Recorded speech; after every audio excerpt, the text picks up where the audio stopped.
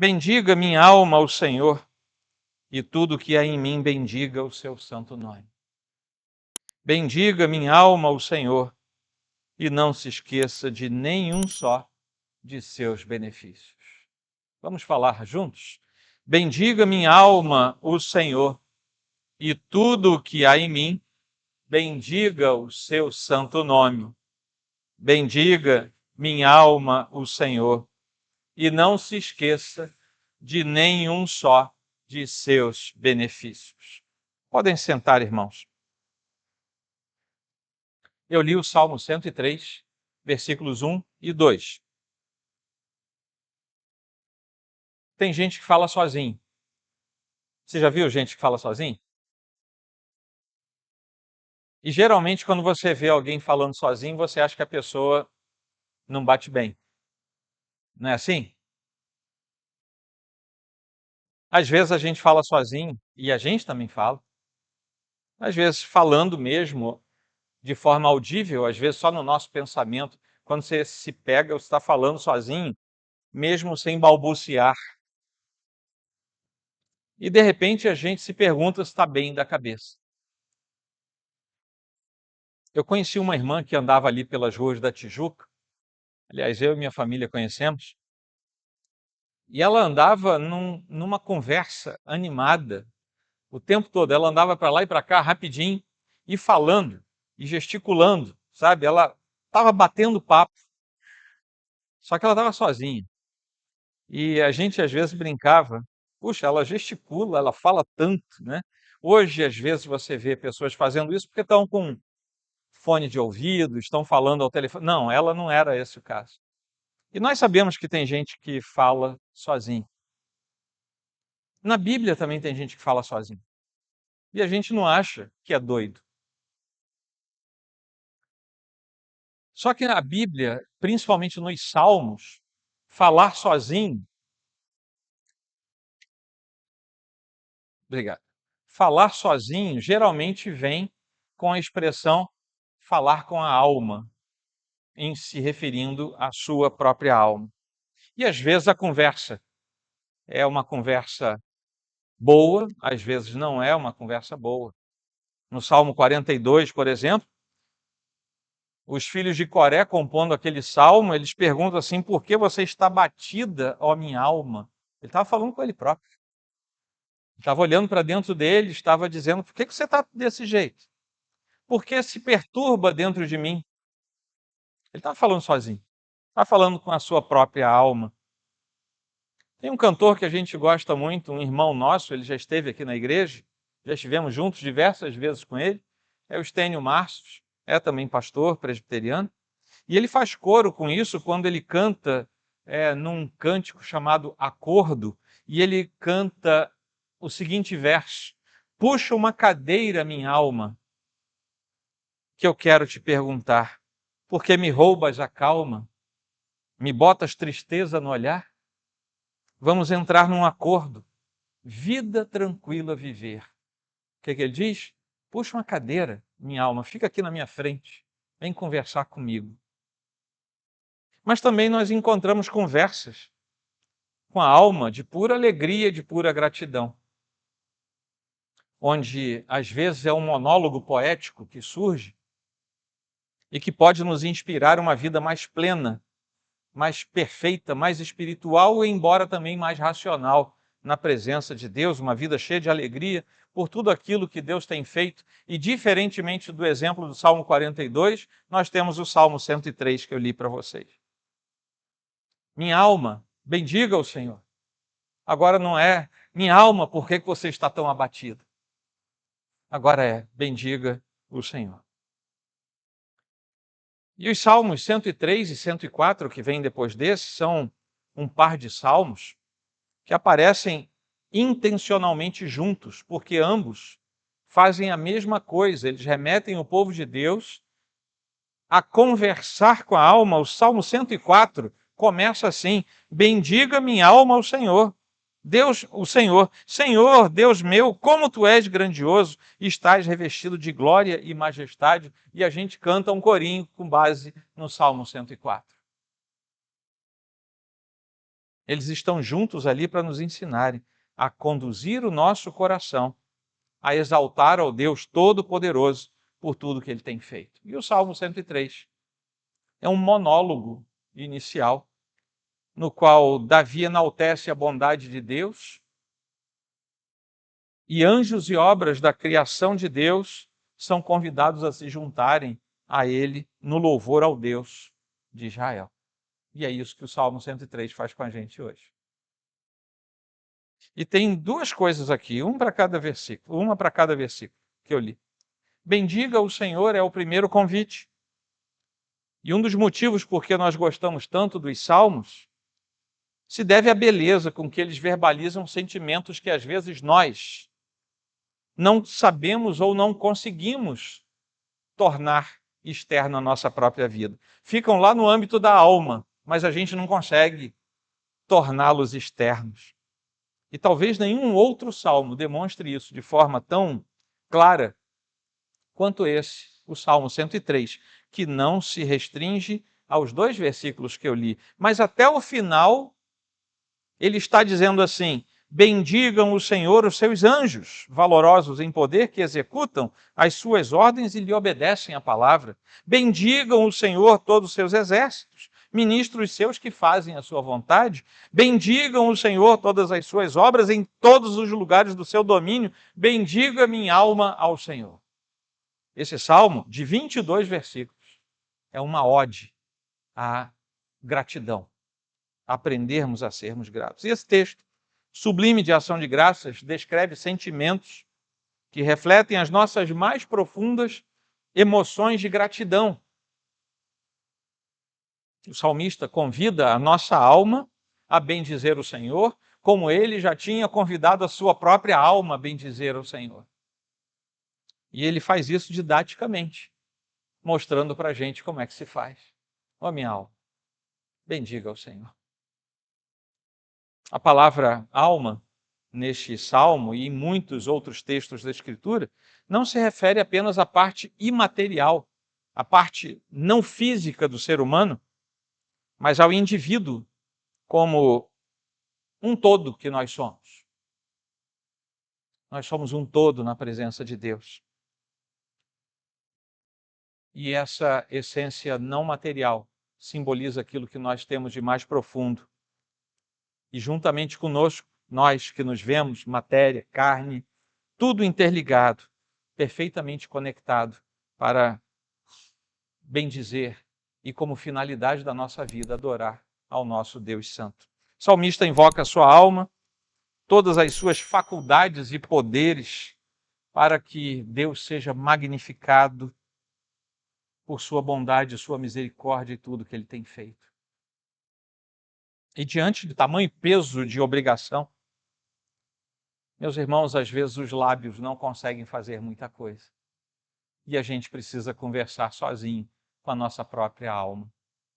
Porque às vezes tem coisa que não sai. Nem para adorar a Deus. E a gente precisa entender que sim, existe um momento em que a gente conversa com a nossa própria alma. E aí vem o segundo, que é uma exortação que ele faz à sua própria alma. Não se esqueça de nem um só. Não é nenhum, é nem um só dos seus benefícios. E aí a gente precisa fazer um exercício no meio dessa reflexão, que daqui a pouco termina, ela é breve. Quais são os benefícios do Senhor nesse último tempo da sua vida, dos quais você se lembra agora? Eu convido você a fazer esse exercício. Não precisa falar em voz alta, mas tente se lembrar aí. Converse com a sua alma neste momento e diga assim: minha alma, quais são os últimos benefícios do Senhor para mim? O que Deus tem feito para mim desde a última vez que eu estive aqui com este propósito, de adorar a Deus, o que é que o Senhor fez por mim? Você se lembra disso? Você se lembra dos benefícios do Senhor? Será que você já se esqueceu, nem que seja de um desses benefícios? Porque a palavra do salmista, uma palavra didática e de exortação é: não deixe passar nenhum. sem agradecer a Deus. Não deixe passar. Aqui ele nos instrui, dizendo que Deus não é de sua parte incapaz de nos dar um motivo abundante para louvá-lo. Deus pode ser louvado sem fazer nada, e ele deve ser louvado, merece ser louvado sem fazer nada, porque ele é Deus, e ele deve ser adorado. Mas o fato é que a nossa ingratidão muitas vezes nos inibe diante de Deus. E às vezes é a nossa memória que nos prega peças e a gente não se lembra do que Deus fez. Hoje é um dia especial em que a gente está dizendo para a nossa alma: não se esqueça de nada, nenhum só dos benefícios que o Senhor fez. O convite para adorar o Senhor prossegue, agora com um pedido adicional para que a gente não se esqueça de nada. Ele continua pedindo à sua alma, dizendo à sua alma: bendiga o Senhor, adore o Senhor, mas faça isso sem se esquecer do que Deus já fez por você. E esse é um lembrete muito apropriado para nós, porque com muita frequência nós não valorizamos aquilo que nós temos e nos esquecemos de agradecer a Deus pela saúde. A gente olha para o lado, tem gente que está precisando de saúde, a gente não agradece a nossa saúde. A gente se esquece de agradecer que tem um teto. Alguns têm um teto mais bonito, outros menos bonito, mas eu creio que aqui na nossa igreja todos agradecemos por um teto. Mas se você for ali na esquina, tem gente que não tem teto. E a gente se esquece de agradecer. A gente passa por cima das pessoas sem se lembrar que Deus teve misericórdia de nós. Nós hoje temos comida à vontade aqui. Muitas frutas, especialmente uvas. E bananas. Vai ser uma salada de uva com banana. Se bem que tem um cesto enorme aqui, cheio de manga.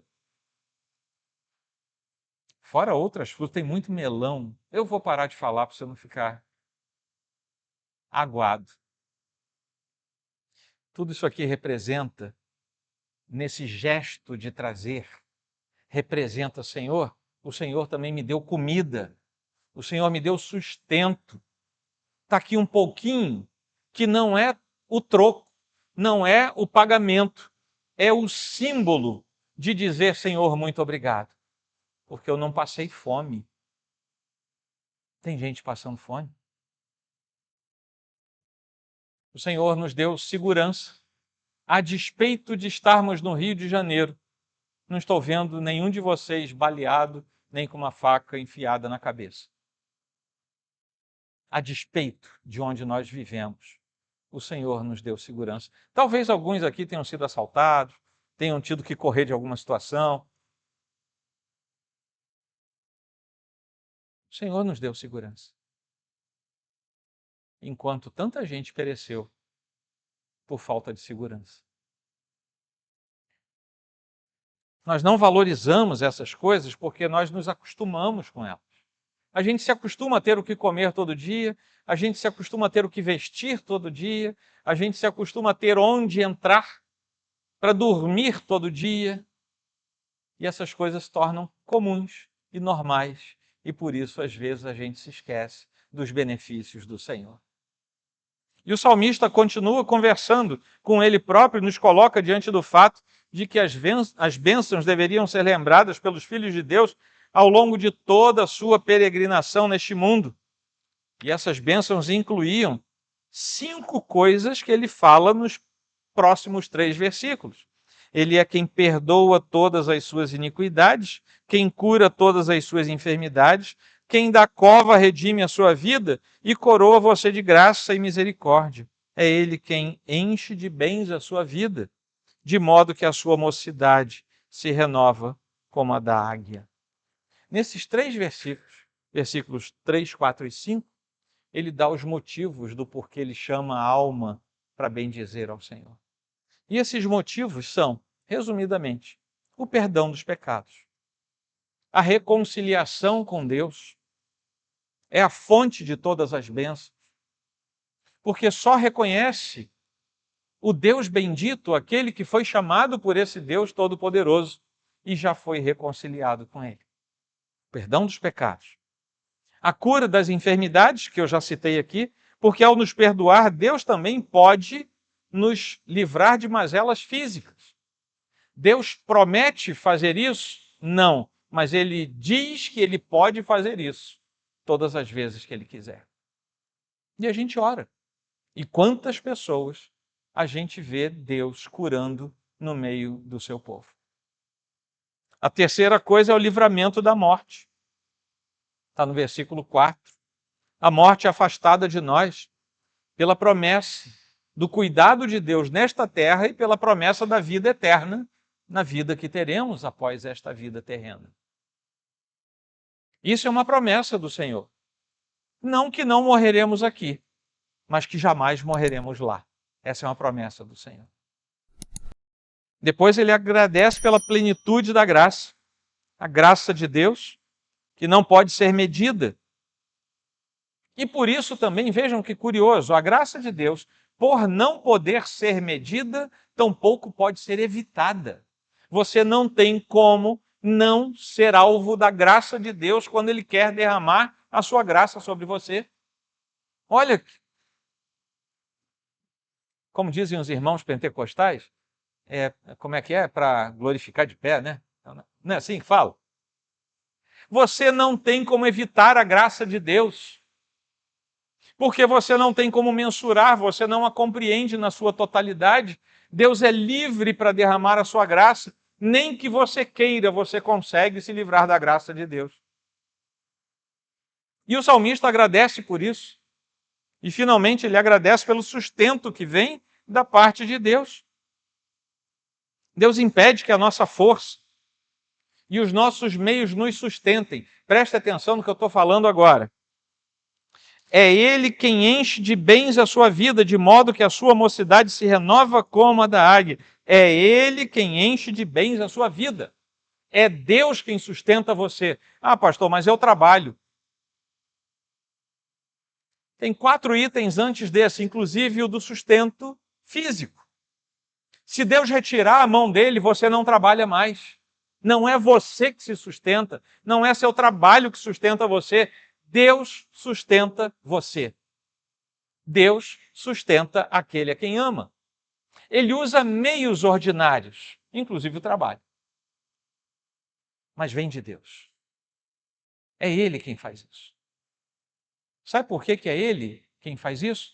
Para que nem eu e nem você possamos dizer, foi na força do meu braço que eu consegui o que eu tenho. Foi porque eu trabalhei muito que eu tenho aquele carro. Aliás, o meu carro nem precisava ter trabalhado muito para ter, né? Mas não foi na força do meu braço, não foi porque eu sou bom demais no que eu faço, não é porque eu sou um profissional exímio, não é por causa da minha expertise, é porque Deus fez com que o meu sustento chegasse. Ponto final. E aí, diante do Senhor, nós dizemos, o que eu posso fazer para agradecer a Deus? Nada, a não ser compungir o coração, reconhecer o que Ele fez e dizer para minha própria alma, bendiga, ó minha alma, ao Senhor. Bendiga, ó minha alma, ao Senhor. E por essa razão toda, o salmista começa esse salmo com esse convite tão contundente ao louvor ao Deus Criador. Mais tarde, descobrimos pela revelação do próprio Deus na Escritura que tudo isso veio por intermédio de Jesus Cristo. Por quem precisamos ser mais gratos do que por todas as demais coisas. Porque não fosse o seu sacrifício, que foi o primeiro item da gratidão, é Ele quem perdoa todas as suas iniquidades. Não fosse o Senhor ser dependurado naquela cruz em nosso favor, nós não poderíamos sequer falar com Deus e ficaríamos falando apenas sozinhos. E seríamos aí sim loucos, insanos, débeis da nossa mente. Isso não representa necessariamente tudo isso não representa necessariamente uma promessa individual da parte de Deus, mas um testemunho daquele que já experimentou as maravilhas de Deus. Aquele que agradece, ele testemunha, ele testifica, porque ele está dizendo: eu sou grato a Deus, porque eu sei, primeiro, quem é o meu Deus, e segundo, quais foram as coisas que Deus fez sem que eu merecesse nenhuma, e eu sei tudo que ele fez por mim. Esse é o nosso Deus. Amém? Vamos aplicar? O nosso ser precisa se lembrar das misericórdias e das bênçãos de Deus. E nenhum só dos seus atos podem ser ocultados da nossa memória. Nenhum só. Nós precisamos nos lembrar e precisamos lembrar a nós mesmos daquilo que Deus tem feito por nós. Esse é um exercício que nós temos que fazer. E aí eu volto a fazer aquela pergunta. Em diversas áreas, saúde, finanças, família, intimidade com Deus, expressão de fé. O que aconteceu com você nesse último ano? De novembro do ano passado para cá. O que aconteceu com você?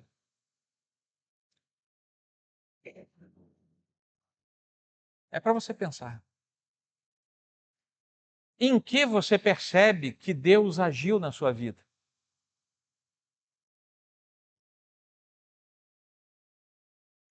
Essas coisas maravilhosas da parte de Deus não vão eliminar as suas lutas, não vão apagar as suas dificuldades, mas vão dar um novo ânimo, porque você sabe, eu ainda vou enfrentar muitas outras coisas, mas o Deus que cuidou de mim até aqui, o Deus que me agraciou até aqui, o Deus que me puxou pela mão até aqui, diante do qual eu deixo a minha gratidão, a melhor gratidão que eu tenho, eu sei que Ele vai continuar andando comigo. Você consegue ver o que Deus fez por você? É uma pergunta. Você deve responder à sua alma. Aquela alma com a qual você deve conversar, você deve responder também a ela. Essa sua alma se lembra do que Deus tem feito? Se você perguntar para ela: ô minha alma, você se lembra do que Deus fez por mim, tem feito por mim? Ela vai se lembrar? E finalmente, de modo prático e muitas vezes se torna de modo exteriorizado, você tem adorado a Deus pelo que Ele é e pelo que Ele faz em sua vida? Porque é para isso que nós nos reunimos aqui nesta noite. Para adorá-lo na beleza da sua santidade. E para nos educarmos que nós precisamos fazer isso sem cessar. Amém? Agora eu vou deixar você inclinar a sua fronte e você conversar alguns segundos com a sua alma e depois com Deus.